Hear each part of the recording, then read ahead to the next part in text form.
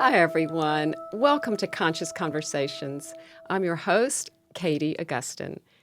So I'm a transformation coach, I'm a shamanic energy healer, and I host this podcast, Conscious Conversations.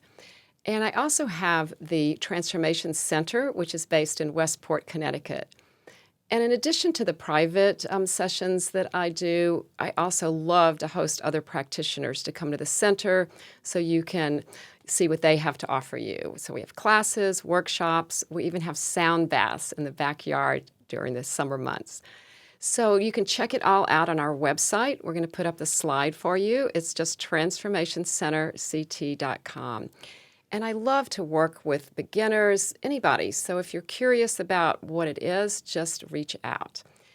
Okay, and I'm very happy on Conscious Conversations today. My guest is Susan Filan. Welcome to the show, Susan. Thank you, Katie. Thank you for having me. Well, it's great to see you. I kind of met you already, but all of the stuff that you're doing will be new.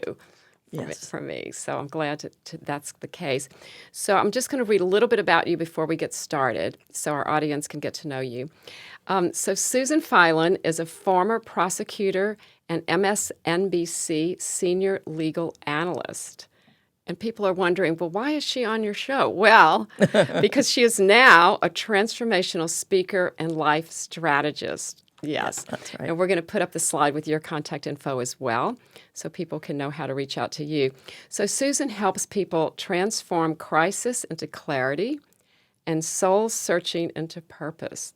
I love the way you phrase that. Thank you. We all need that. Yes, we do. And I know you consider yourself like a private, how do you characterize it? Advisor. A private advisor. So that's kind of like a coach, I guess? Yeah, it is kind of like a coach. It's deeply personal, one-on-one, highly transformational work. Gotcha. So we're going to hear more about that in a minute.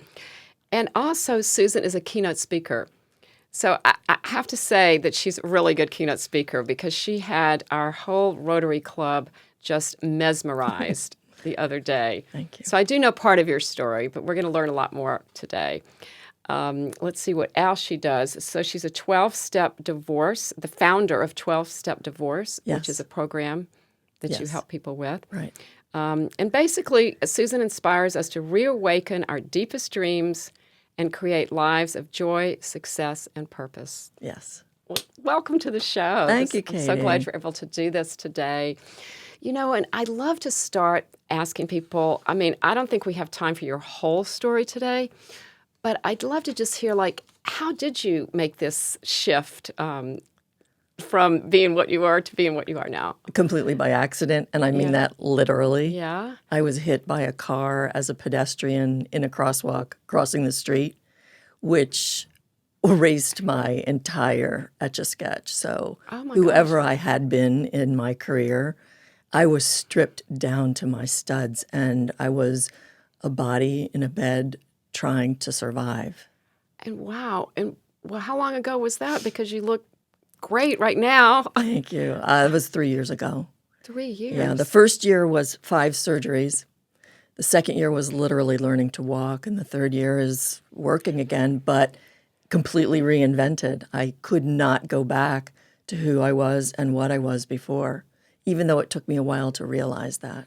Well, did you feel like you wanted to do it, or you didn't want to do it, or you couldn't, or what was that dynamic? When I got hit, we had been planning to go to France on Sunday. I got hit on a Thursday, and I thought, okay, well, gonna be delayed in my packing, but we're still going. I had no idea how hurt I was and the recovery road that lay ahead. So it took my mind a while to realize and understand that not only could I not do certain things now, I was never going to be able to do them. So it was a process of surrendering and letting go, and then having a white slate. Okay, blank slate. Who gets 2 lives in one, with a whole blank slate? What do I want to be? What do I want to do? What have I come to do? What is my purpose? What is my gift? Wow. Well, that's amazing. I know I'm just processing all this because I'm trying to put myself in your shoes, and I don't know if I would like be kicking and screaming and saying, "Not why me?" And did you go through that stage or what? Well, the interesting thing, or the ironic thing, I should say, is, I had been a high-powered lawyer in private practice, and I had this, on-air television career. And I had done a pivot during COVID. I went back to law school. I got my LLM in Indigenous Peoples Law and Policy. And I thought, I'm having a second career. And I was a law professor, and I was this close to finishing my doctorate. So I was already reinvented. Okay. And it was that got smashed to bits and smithereens. And not only could I not go back to that, I couldn't go back to what I had been before that. So did I think about why did this happen to me? I think I thought more about what's the gift? Not why did this happen to me, but why did this happen for me? Okay. Well, that's pretty enlightened, I think. So you were already on the path of spirituality and...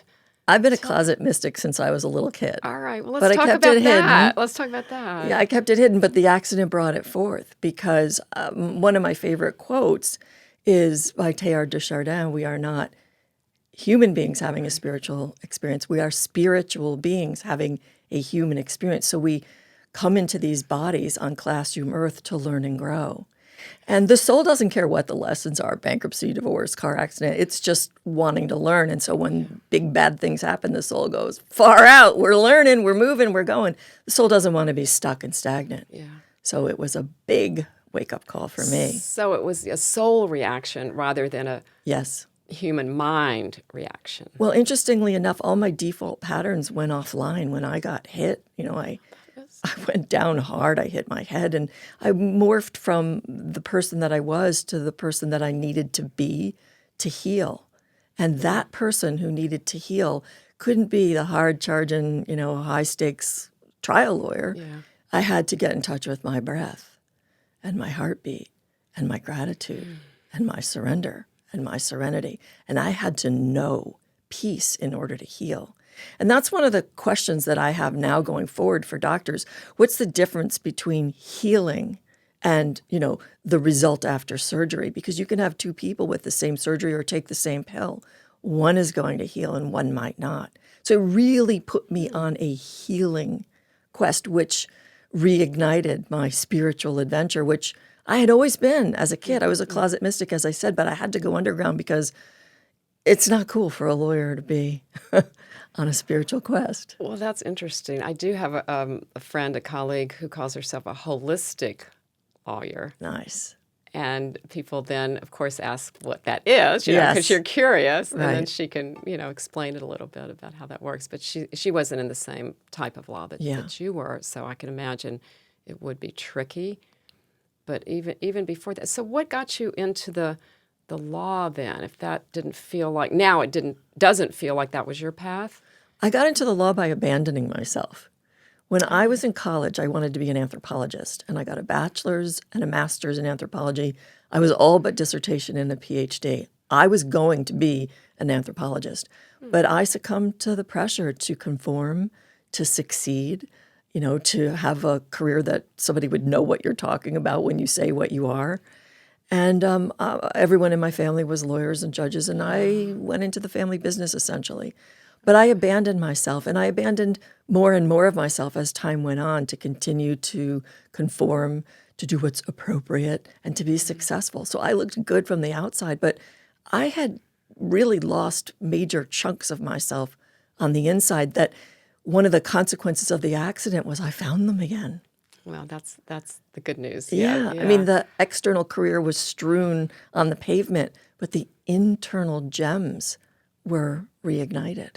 Right, rediscovered. Yes.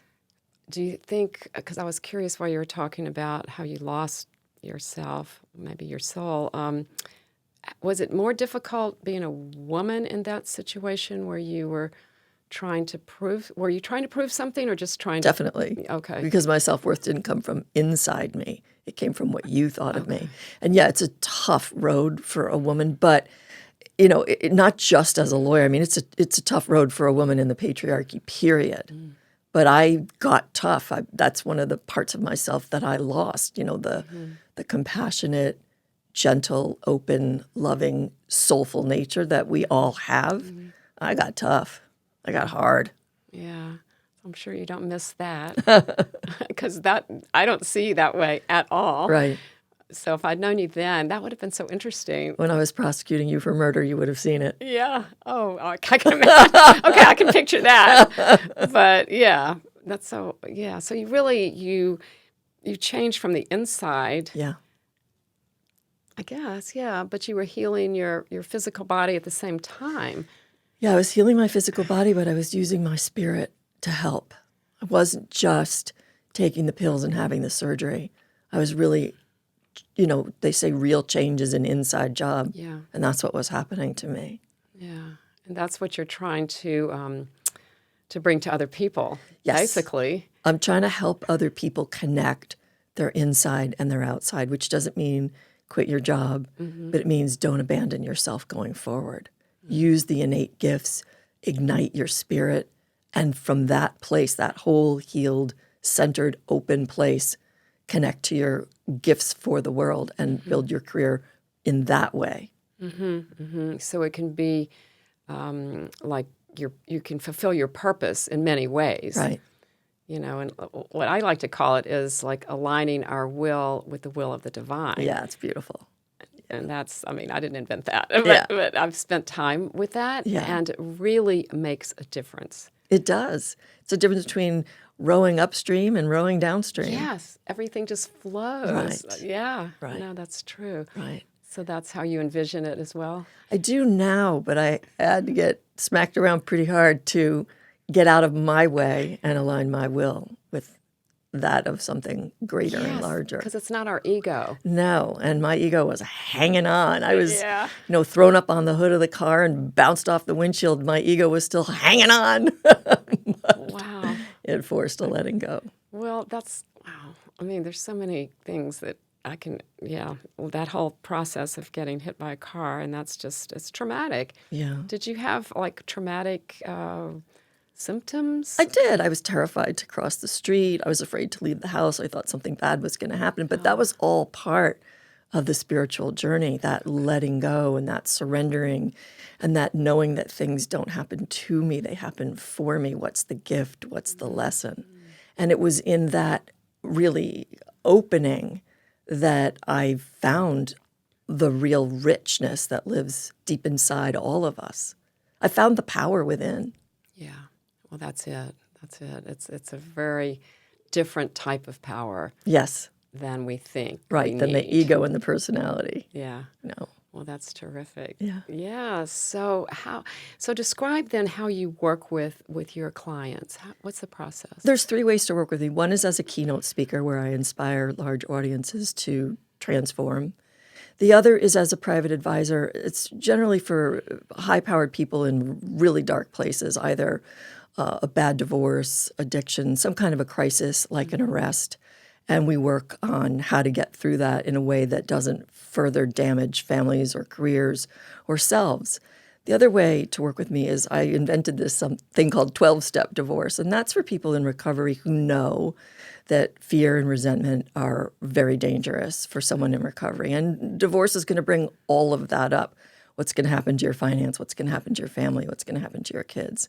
And so it's a way to get through divorce. I'm not the lawyer, I'm the advisor, but I am a lawyer, so I'm able to do this kind of work. I'm a certified divorce coach, I'm a certified recovery coach, and I'm a lawyer with a bachelor's, a master's, a Juris Doctorate, and an LLM. Wow. So I'm qualified to do the work, and I love to do the work. But it's basically how to protect your sobriety and your serenity as you go through collapse of intimate relationships without losing something that's so very, very dear and precious, which is sobriety and recovery. Oh, wow. So that sounds amazing. Yeah. That you can like bring all of those things together. Yes. I think that's rare. Yes. I don't think anyone else is doing it. No. I started to Google, and I don't think anyone is doing it, but it's a real sweet spot for And I me. know some people who probably could have used you a few years ago. Yeah. But yeah, no, that's an amazing. I'm working with a number of people now who it's making a world of difference for. Yeah. And I work alongside the lawyer or the mediator, and I make it so that the experience is one that the person comes out enriched rather than harmed. Okay. Okay. So you're keeping your law credentials. How would you characterize that? I don't know what to call it. Yeah, I'm still a lawyer. Still a lawyer. But I'm not practicing the way I was. I'm not the litigator. I'm not going to court, but I'm part of the support team that very strategically, very surgically, and very precisely navigates those troubled waters. Well, I think it would be super helpful to have that background and that knowledge and that expertise. Yeah. I mean, the lawyer isn't going to handle this side of things. The lawyer's just going to handle the case. Oh, right. I'm going to handle the person with the case. Yeah. Yeah. Exactly. So you're like their person. Well, like you said, their personal advisor. Yeah, I'm their handmaiden through hell. Yeah. Yeah. Right. So that's kind of like a coach. Yeah. I mean, it is a coach. It is, yeah. It is a coach. It's It just is. different. All right. Well, so that's a lot of hats you wear. It Yes. feels like, but It different feels like clients for it feels different like things. the same umbrella, maybe different hats under the same umbrella. Sometimes I do it coaching, sometimes I do it speaking, and sometimes I do it in the recovery context. But it does feel like the same work in different ways. Right. Right. Well, because it seems like you start with like sharing yourself, Yes. however that plays out. Yes. So in the keynote, you're literally sharing your story. Yes, my with other wake-up people, call. your wake up call. Yeah, which I love. I mean, it's so accurate. Yeah. And my call to action is don't wait for the car. Don't wait to get hit before you wake up. Just volunteer. Don't wait for the draft. So, okay, well, let's talk about that for a second. So how would people know? I think you have like a list of things that you tell people. Yeah, talk about the 5 stages of wake-up That's what it calls. is. And it basically starts with the whisper that we all ignore. And it's that funny feeling something's off, the Sunday night dread, the little quiet voice that's kind of niggling us that we all ignore. You mean like related to your work specifically? Work, or- relationships, health, self, joy. There's always, some little something that feels a little bit off, but we bury it, we push past it, we ignore it. It's, hard to change, and it's very inconvenient when you hear that little whisper. But I won't go through all the stages, but the essence is that I think we have time. if wake you up want calls to. escalate. Yeah, okay. And they don't, the whisper goes to the sledgehammer goes to the car. And if you're able to hear the whisper, great. If you're like me and it takes a car, oh boy. My point to you is take my tale as apocryphal, learn from me, and don't wait. Wake up now. Waking up is not optional. Only the timing of it is.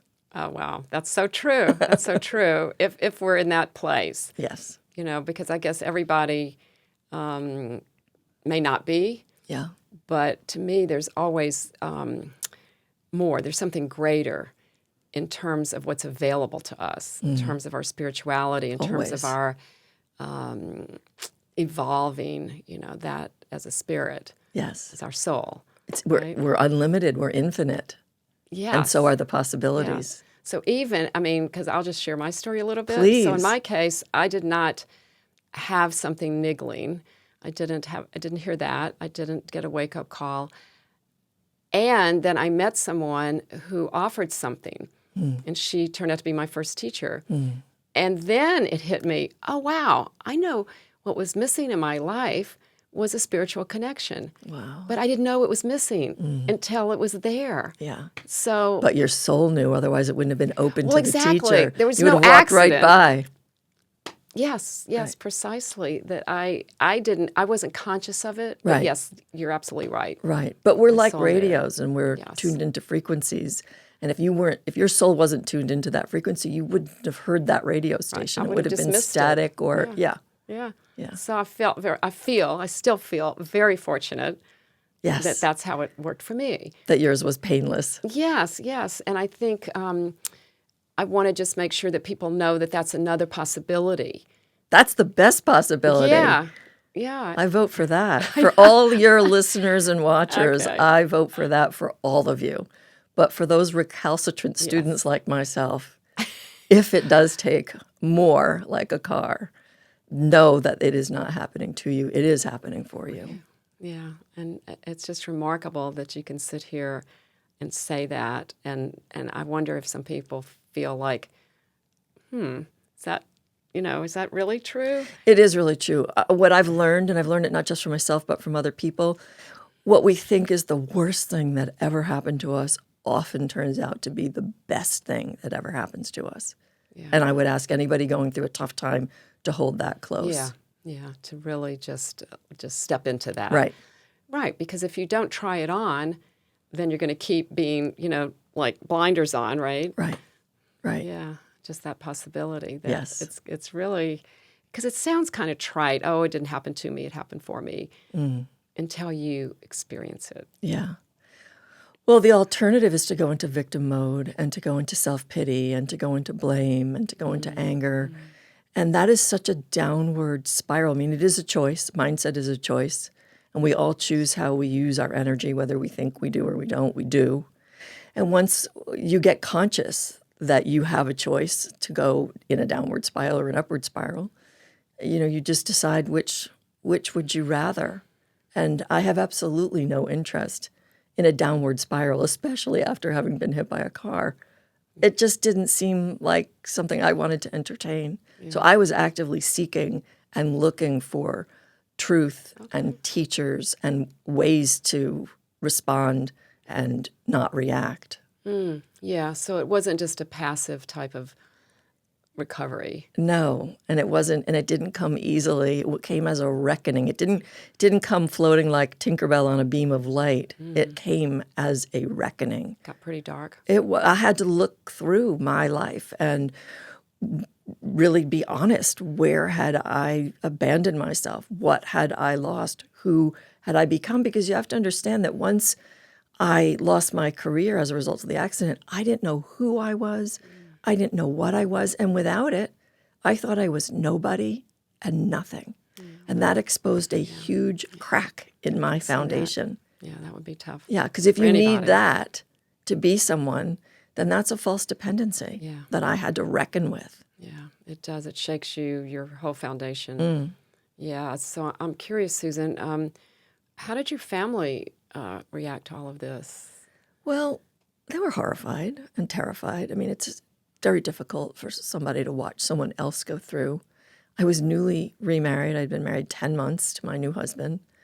And I like to joke that, the universe wanted us to have a long, long marriage, and we got a 40-year marriage in about a year. Whoa, no kidding. And you're still married. We're still married, and we're very happy, and we're very close. Yes. But he was a tremendous support. I mean, he went through his own journey around it. It was very difficult for him, but he was a tremendous support for me. Yeah. I was surrounded by love. That's awesome. Yeah. What about your family that you're getting pressure from to be a lawyer in the first place, and now you're a little different now, so how do they react? Well, unfortunately, my beautiful father, who was a brilliant judge, passed away. Oh, I'm sorry. He did live long enough to see me walk again, but he did pass, and my mother is very, very unwell, so I wouldn't say that she's aware of what's happening with me now. But I would say that for my part in it, I believe that they would be very happy. I would think. To if you're see- happy, they're happy. That's right. That's right. We always say that about our kids. That's right. And we're all growing and evolving, as did my family. Oh, sure. And even after we pass, we're still growing and evolving. Yes, exactly. So that's Energy never dies. yeah.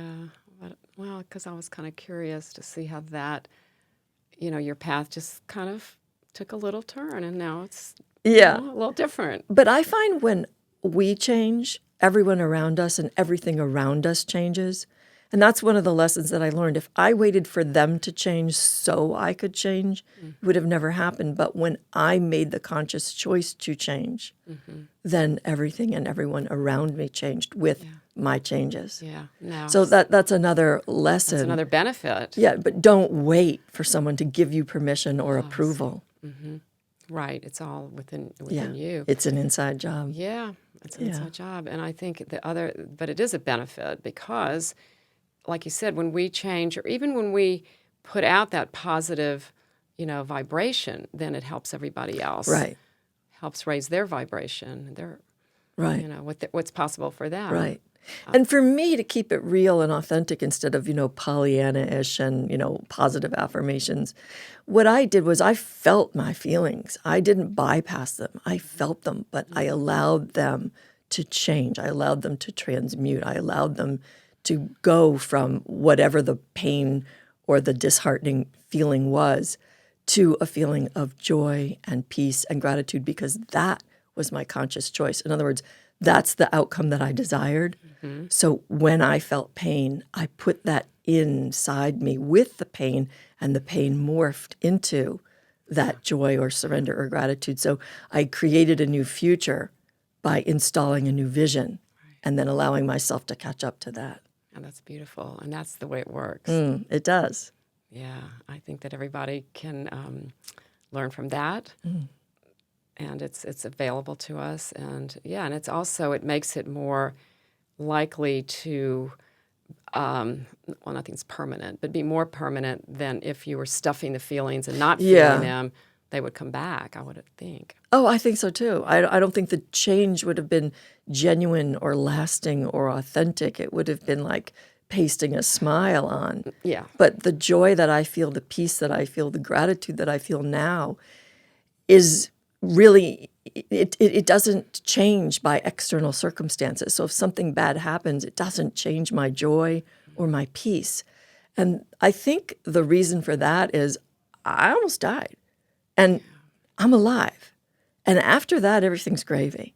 And that lesson has not left me. Every day I wake up to a precious human life, and everything else, as I said, is gravy on top of that.